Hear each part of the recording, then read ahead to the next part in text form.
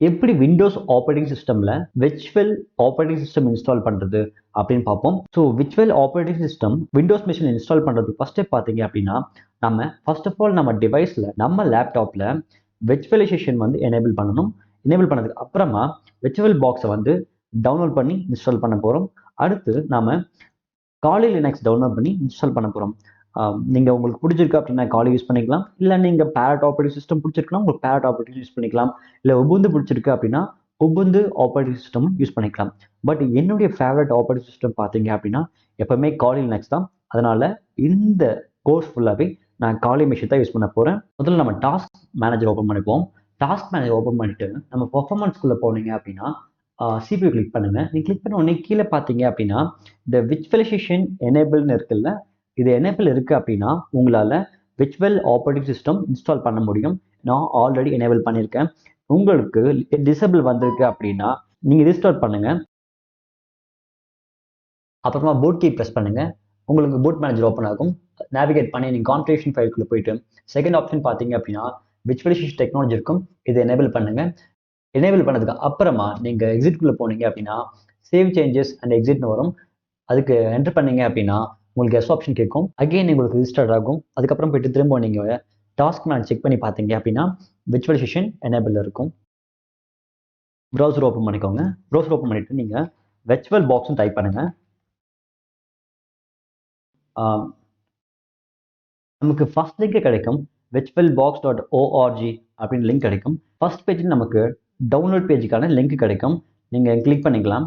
இப்போ இருக்கக்கூடிய current version பார்த்தீங்க அப்படின்னா 7.0.8 இதான் இப்போ இருக்கக்கூடிய கரண்ட் வெர்ஷன். நீங்கள் இந்த வீடியோ பார்க்கும்போது இன்ஸ்டால் பண்ணும்போது இந்த வெர்ஷன் பார்த்தீங்க அப்படின்னா டிஃபர் ஆகலாம். என்னுடைய மிஷின் பார்த்தீங்க அப்படின்னா விண்டோஸ். ஸோ நான் விண்டோஸ் பேக்கேஜ் டவுன்லோட் பண்ணிக்கிறேன். நீங்க மேக் இல்ல லைனக்ஸ் யூஸ் பண்றீங்க அப்படின்னா உங்களுக்கு ஏற்ற மாதிரியான பேக்கேஜ் வந்து நான் விண்டோஸ் பேக்கேஜ் டவுன்லோட் பண்ணிக்கிறேன். நான் இது கூடவே நாம வந்து இந்த எக்ஸ்டென்ஷன் பேக்கை டவுன்லோட் பண்ணிக்கிறோம். இந்த எக்ஸ்டென்ஷன் பேக் எதுக்கு யூஸ் ஆகுதுன்னு பார்த்தீங்க அப்படின்னா நமக்கு சில அடிஷனல் ஃபீச்சர்ஸ் லைக் என்கிரிப்ஷன் இந்த மாதிரி சில ஃபீச்சர்ஸும் நமக்கு கொடுக்கும். ஸோ அதனால இதுவையும் நம்ம இந்த எக்ஸ்டென்ஷன் பேக்கேஜ் டவுன்லோட் பண்ணிக்கலாம். ஸோ நம்ம எக்ஸ்டென்ஷன் பேக் டவுன்லோட் பண்ணுறதுக்கு முன்னாடி நாம டவுன்லோட் பண்ண பிளாட்ஃபார்மோட வெர்ஷனும் நாம டவுன்லோட் பண்ணக்கூடிய எக்ஸ்டென்ஷன் பேக் வெர்ஷனும் சேமா இருக்குன்னு ஒன்ஸ் செக் பண்ணிக்கோங்க. நான் இப்போ எக்ஸ்டென்ஷன் பேக்கும் டவுன்லோட் பண்ணிக்கிட்டேன். நமக்கு இப்போ 2 ஃபைலுமே டவுன்லோட் ஆயிருச்சு. இன்ஸ்டால் பண்ணுறதுக்கு டபுள் கிளிக் பண்ணுவோம்.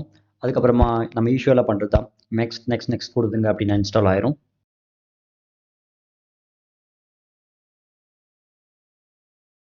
ஃபினிஷ் கொடுத்த உடனே நம்மளுக்கு ஓப்பன் ஆகும். நீங்கள் இன்ஸ்டால் பண்ணும்போது இந்த பேக்கேஜஸ் எல்லாமே இந்த ஆப்ரேட்டிங் சிஸ்டம் எல்லாமே உங்களுக்கு காட்டாது.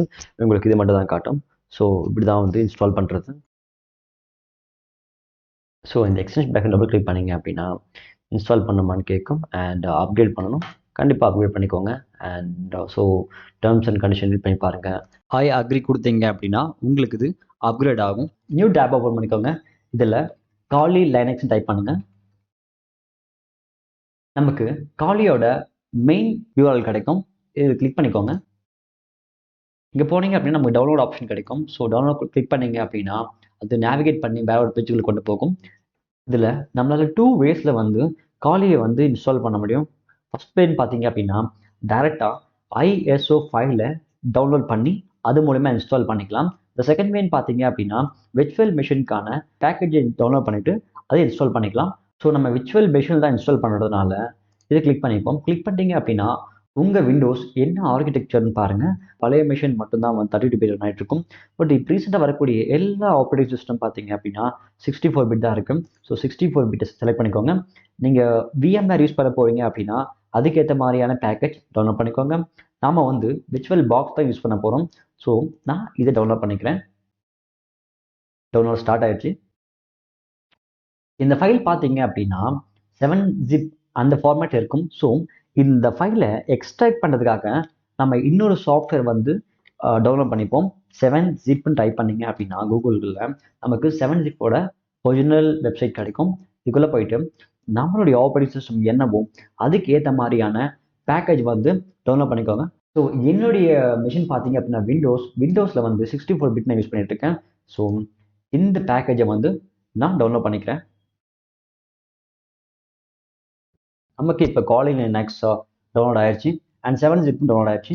டபுள் கிளிக் பண்ணீங்க அப்படின்னா ஃபர்ஸ்ட் ஆஃப் ஆல் நமக்கு இந்த மாதிரி ஒரு பாப்பப் வரும். எஸ் கொடுங்க. ஸோ எந்த ஃபோல்டரில் இன்ஸ்டால் பண்ணணும்னு கேட்கும்.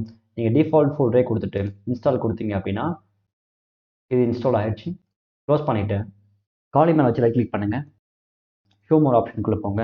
நீங்கள் போனதுக்கப்புறமா நமக்கு 7-zipனு ஒரு ஆப்ஷன் கிடைக்கும். இதில் நம்ம என்ன பண்ணணும் பார்த்தீங்க அப்படின்னா நம்ம எக்ஸ்ட்ராக்ட் பண்ண போகிறோம். ஸோ எக்ஸ்ட்ராக்ட் எங்கேன்னு கொடுத்துங்க அப்படின்னா பாத் கேட்கும், எங்கே எக்ஸ்ட்ராக்ட் பண்ணணும்னு சொல்லிட்டு. ஸோ சேம் பாத் கொடுத்துட்டு நீங்கள் ஓகே பண்ணீங்க அப்படின்னா ஃபைல்ஸ் 1 by 1 எக்ஸ்ட்ராக்ட் ஆகும். நமக்கு இங்கே ஃபைல் வந்து எக்ஸ்ட்ராக்ட் ஆச்சு. டபுள் கிளிக் பண்ணுங்கள். இந்த ஃபோல்டருக்குள்ளே போனீங்கன்னா நமக்கு 2 ஃபைல் கிடைக்கும். ஒன்று வந்து பார்த்தீங்க அப்படின்னா விர்ச்சுவல் டிஸ்க் இமேஜ் இருக்கும். இன்னொன்று பார்த்தீங்க அப்படின்னா விர்ச்சுவல் மெஷின் டெஃபினிஷன் இருக்கும். ஸோ இந்த ஃபைலை டபுள் கிளிக் பண்ணுங்கள். நாம டபுள் கிளிக் பண்ண உடனே இது ஆட்டோமேட்டிக்காகவே லோட் ஆகிக்கும். இப்போ நாம் இன்ஸ்டால் பண்ண காலி லினக்ஸ் இங்கே இருக்க பாருங்கள். ஸோ இதில் வந்து நம்ம செட்டிங்ஸ் சேஞ்ச் பண்ணணும் அப்படின்னா இது செலக்ட் பண்ணிவிட்டு செட்டிங்ஸ்குள்ளே போங்க. இங்கே அந்த காலி மெஷினோட நேம் இருக்கும். உங்களுக்கு வேணும்னா அதை சேஞ்ச் பண்ணிக்கலாம். சிஸ்டம்குள்ளே போயிட்டு ஆல்ரெடி இது டிஃபால்ட்டாகவே வந்து 2 GB ரேம் வந்து எடுத்துக்கும். என்னுடைய லேப்டாப் பார்த்தீங்க அப்படின்னா 16 GB இருக்குது. ஸோ நான் வந்து பார்த்தீங்க அப்படின்னா ஒரு 6 GB கொடுக்குறேன். ப்ராசஸர் எடுத்துக்கிட்டிங்க அப்படின்னா 8 CPU இருக்குது. நான் ஒரு 4 CPU கொடுக்குறேன். நம்ம எந்த அளவுக்கு CPU கொடுக்குறோமோ அந்த அளவுக்கு பர்ஃபார்மன்ஸ் கொஞ்சம் அதிகமாகவே இருக்கும். டிஸ்பிளேக்குள்ளே போங்க. டிஸ்பிளே வந்து பார்த்தீங்க அப்படின்னா இந்த வீடியோ மெமரி ஃபுல் பண்ணி வச்சுக்கோங்க. ஐ மீன் எந்த அளவுக்கு ஹை இருக்கோ அந்த ஹை கொடுங்க. அப்போ தான் நம்மளுக்கு ரெசல்யூஷனும் சரி நம்மளுடைய யூசர் இன்டர்ஃபேஸும் சரி அது தெளிவாக இருக்கும். இங்கே எனேபிள் 3D இதை எனேபிள் பண்ணிக்கோங்க. நெட்வொர்க் பார்த்தீங்க அப்படின்னா நாட்டில் இருக்கட்டும். இப்போ நம்ம சேவ் பண்ணியாச்சு. இப்போ செலக்ட் பண்ணிவிட்டு ஸ்டார்ட் கொடுங்க. ஸ்டார்ட் கொடுத்த உடனே நமக்கு இப்போ நம்மளுடைய விர்ச்சுவல் ஆப்ரேட்டிங் சிஸ்டம் ரன் ஆக ஆரம்பிச்சிருது. எந்த அளவுக்கு ரேம் கொடுக்குறோமோ அந்த அளவுக்கு இன்ஸ்டலேஷன் ஸ்பீடாக இருக்கும். இப்போ நமக்கு ஓப்பன் ஆயிடுச்சு. நமக்கு டிஃபால்ட் யூசர் நேம் காலின்னு சொல்லலாம். அண்ட் அதே மாதிரி பாஸ்வேர்ட் பார்த்தீங்க அப்படின்னா ஸ்மால் காலி. லாகின் பண்ணுங்க. லாகின் பண்ணதுக்கு அப்புறமா நீங்கள் வந்து உங்களுடைய யூசர் நேம் அண்ட் பாஸ்வேர்டை நீங்கள் சேஞ்ச் பண்ணிக்கலாம். இது பூட் ஆயிடுச்சு. ஸ்க்ரீன் ரொம்ப சின்னதாக இருக்குல்ல, இது பெருசு பண்ணுறதுக்கு நம்ம Ctrl F என்டர் பண்ணலாம். அப்படி இல்லைன்னா நம்ம வியூ ஆப்ஷனுக்குள்ளே போயிட்டு ஃபுல் ஸ்க்ரீன் மோட் இருக்கும். இதை கொடுத்துங்க அப்படின்னா சுவிட்ச் ஆப்ஷன் கேட்கும். ஸோ இதை கிளிக் பண்ணிங்க அப்படின்னா நமக்கு இப்போது ஃபுல் ஸ்க்ரீனில் வரும். இந்த காலி நம்ம ஏன் யூஸ் பண்ணுறேன்னு பார்த்தீங்க அப்படின்னா ஃப்ரீ டிஃபைண்டாகவே ஆல்ரெடி நிறைய டூல்ஸ் இருக்கும். இன்ஃபர்மேஷன் கேதர் பண்ணுறதுக்கு, வல்னரபிள் அனலைஸ் பண்ணுறதுக்கு, வெப் அப்ளிகேஷன் அனலைஸ் பண்ணுறதுக்கு, டேட்டாபேஸை வந்து ஆக்சஸ் பண்ணுறதுக்கு, பாஸ்வேர்ட் டைப் பண்ணுறதுக்கு, வயர்லெஸ்ஸாக டைப் பண்ணுறதுக்கு, ரிவர்ஸ் இன்ஜினியரிங் பண்ணுறதுக்கு இந்த மாதிரி நிறைய டூல்ஸ் இது டிஃபால்ட்டாகவே இருக்கும். அதனால தான் நான் வந்து காலியை வந்து லைக் பண்ணுறேன்.